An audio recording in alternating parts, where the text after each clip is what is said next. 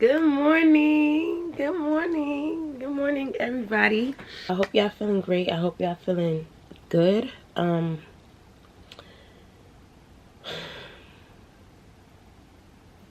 Today I woke up. I feel extra clean. I feel extra healthy. I feel extra beautiful. Today in this video, y'all, I literally woke up, brushed my teeth. That's why I have this on, my hair, afro in the back. I came on here to talk about why I stopped smoking weed.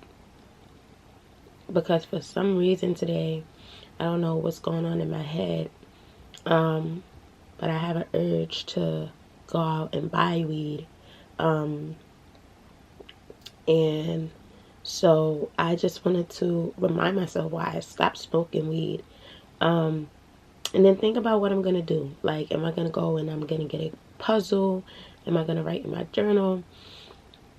Because clearly I'm feeling some type of way. I realized that I only like to smoke when I have bad anxiety. When it's like I'm overwhelmed or overstimulated by something, or something is really bothering me, but I don't know how to like put the pieces together to say how I feel. And I don't even think that it's not that I don't know how to do that, because I do know how to express myself and say how I feel. It's the fear of how people will react to what I say.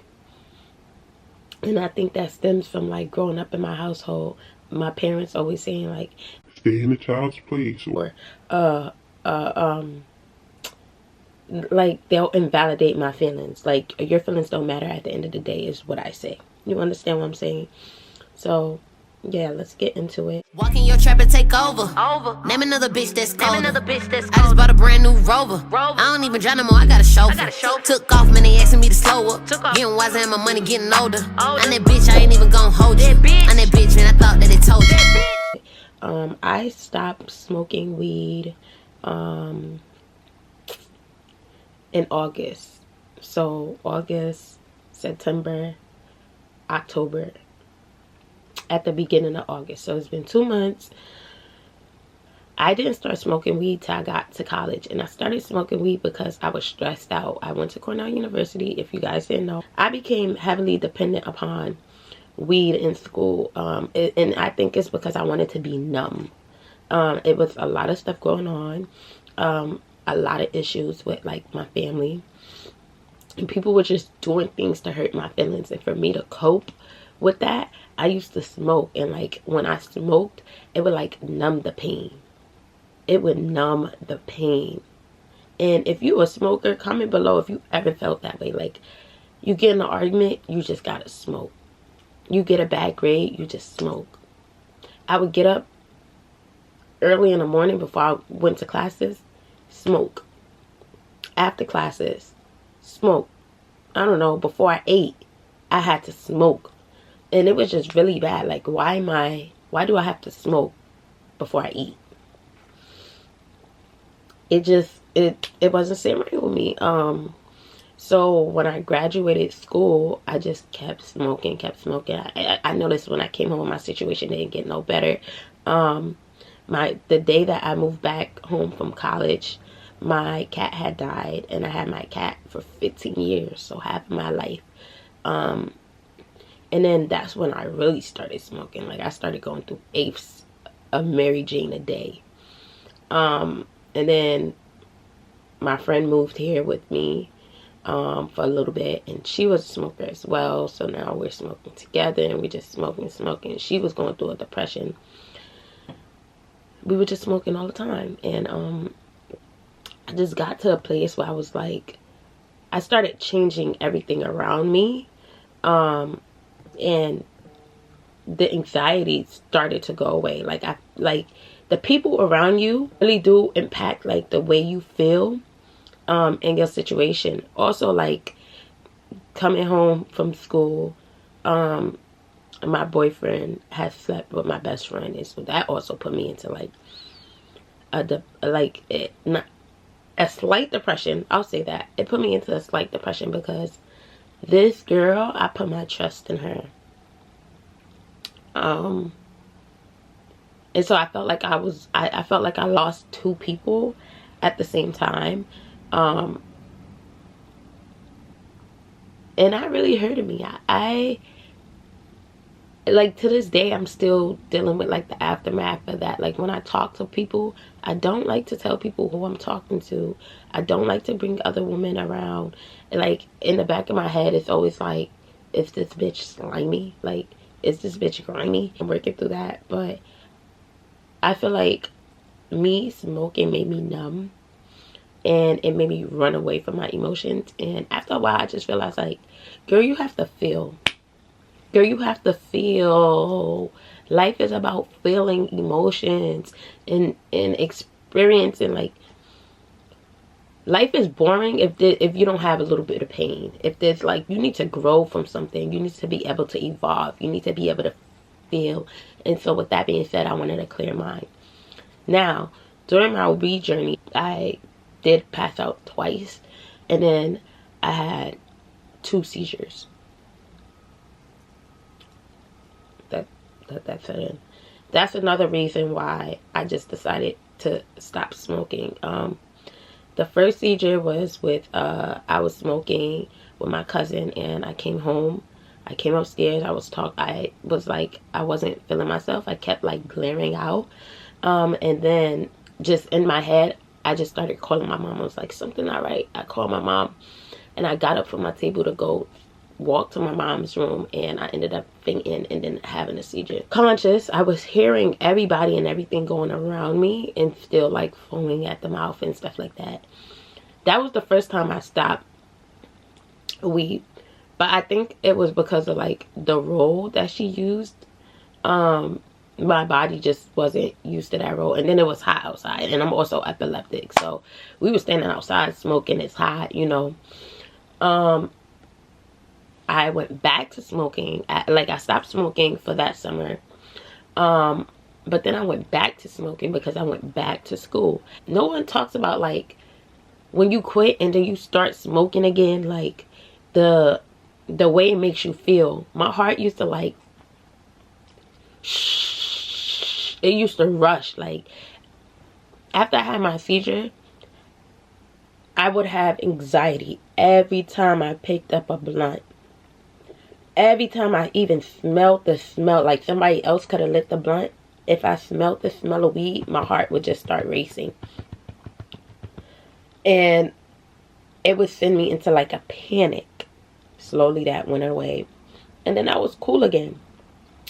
But recently though, for me it was this alien grabber situation. One day I asked my cousin to go get me some alien grabber. She wrote me a blunt, and when I was smoking the blunt, something just fell off. Something didn't feel right, and the grabber didn't taste the same.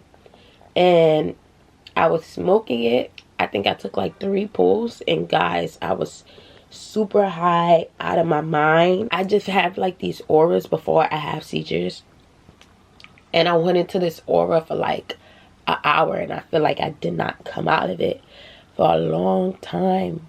I was just sitting there like worried and nervous and looking around the room, and everything around the room just spaced out, and I started seeing like particles. And then the next day I see this thing on the news, and it's like, don't buy alien grabber because people are lacing it with fentanyl. And I just felt like I was the victim to that. I don't know if it was fentanyl in the grabber or not. I never got it tested. I just felt like the effects that I was experiencing when I touched that blunt was just so different than what I've ever felt before. And I think that is what caused me to stop smoking, because now I can't trust like where I'm getting the grabber from. I'm going through these things where it's just negative effects on my body. And I love myself. Like, I'm not about to harm myself for Mary. That was like the icing on the cake for me with smoking weed. But like I said, I did slowly, like, I used to smoke every day, probably like 5 times a day. I slowly, like, gradually stopped smoking.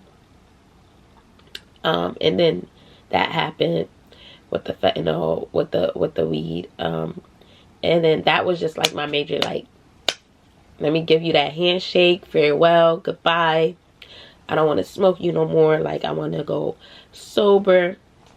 And that's what I did. That's what I did. And I haven't picked up a blunt since. Also, changing, like, the people that you're around 24/7. If you're trying to cut back on weed, you don't want to be around smokers 24/7. Like, I realized that. I tried that too. Like, my cousins, all my male cousins smoke, right? And so I'll be like, I don't want to smoke weed. And then I go to their house, and then it's just like a hot box, just smelling it, smelling it, smelling it. You just said you stopped, and now you want to smoke again. Like, no. I stopped going to their crib. I'm like, you know what, like, if I'm gonna come over here, I'm gonna come over here and be productive. If y'all want to make music, then I'll come over here, but it's no reason in me coming over here and I'm not disciplined yet to be like, nah, I don't want to smoke weed. You know what I'm saying? So I changed my circle. I started journaling more. Like, when I feel overwhelmed, because I have bad anxiety, so if I feel like highly overwhelmed, highly overstimulated, or a sense of like a big sense of like fear, or like I don't feel like, I feel like something is going on that I can't really like vocalize, or I'm scared to vocalize, I'll write it down in a journal, or I'll make music, or I'll do like an open verse to like Mariah the Scientist. Mariah the Scientist has helped me on my journey. I love her music. Like, I can relate to her so much. And then I also ended like my relationship.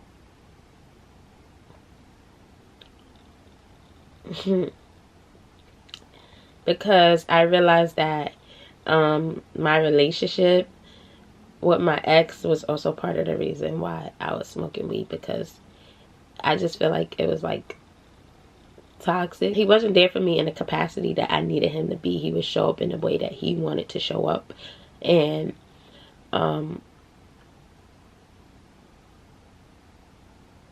it just wasn't right. Like, it just wasn't right. And then we had like toxic traits and things like that, and stuff like that would get me angry. And when I'm angry, I want to pick up blunts and I want to smoke my life away, and I don't want to feel anything. And so I had to end that, and so that I could like evolve. And I've been evolving. Now let's talk about like the side effects of when you do stop smoking. So I had bad headaches. When I stopped smoking, I had a headache like every day, like a lingering headache. I was popping Excedrin like constantly, and that happened for about 2 weeks. I also couldn't sleep at night, and I feel like a lot of people fall victim to smoking again when it comes to late night, when they can't sleep, when insomnia kicks in and you're just up and you're like, oh, I need to smoke that blunt to go to sleep. Don't do it. Yeah, I went out and got me some Legos, you know, the ones where you make like the little roses and stuff. I went out and got me that. That helped me. Puzzles helped me. I learned how to do stuff that I always wanted to do, like play spades, card games online. I started like, I don't know, getting my shit together to apply to master's school. I just literally took all that anxiety and channeled it towards being productive and doing something else. The eating, I did stop eating for like 2 days, but baby, after them 2 days, I was, you know what I'm saying? So my eating did pick up. When I was smoking, I didn't used to eat a lot. Because like I said, I would have to smoke and then eat. But now I realize that I eat a lot. I eat a lot, and I like that. I like that for me. I like that for me. Attitude. The first 3 days, the attitude was real. That shit stunk. Like, when they be like, oh, she acting like a bitch. Baby, I was acting like a bitch. And then if you add like the oh my gosh. And then you got your, if you had your period on top of that, ooh, yes, my shit was stinking. Yes, it was. But because I knew I was very irritated and I was going through something, I did stay to myself a lot. And I would just journal. When I wasn't journaling, I would put on an instrumental and literally make a song. And so, yeah, I will be dropping music. I will be dropping music. Because music has been my outlet to healing. I love me some Janae Aiko because of like the healing sounds in the backgrounds of her music. But like I did say before, I do love me some Mariah the Scientist. And this recent Nicki Minaj album, Pink Friday 2, hit for me severely as well. That song with her and J. Cole, Chef Kiss. That song with her and Future, We Ain't That Different. Chef Kiss. My Life.